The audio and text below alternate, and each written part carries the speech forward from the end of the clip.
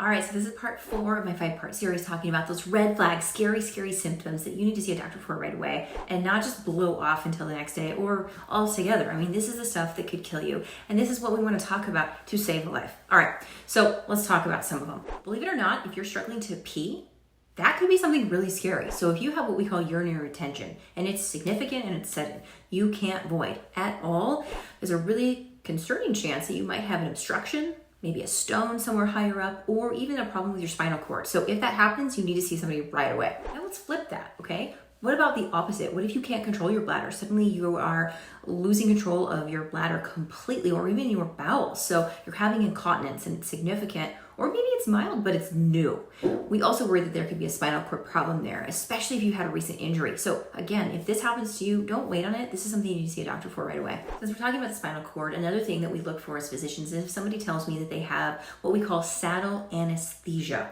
The heck is that? So basically, I tell people if you were to sit on a horse in a saddle and anywhere that would touch that is numb, aka your genitals and your anal region. If you're having numbness down there, that's a sign that you might have a problem with your spinal cord. Scary stuff, we don't like it. You want to have an evaluation to make sure that you're neurologically intact.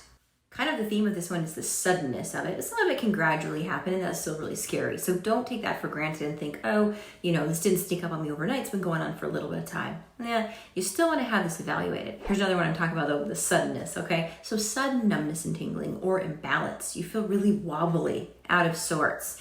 Scary symptom. There's actually something that we call NPH, normal pressure hydrocephalus. And essentially, if you are really wobbly, you're acting confused and wacky, we call it, and you're having incontinence, you can have problems here causing the rest of your symptoms. So what you want to look for is if you're having any of these scary symptoms, you get evaluated right away.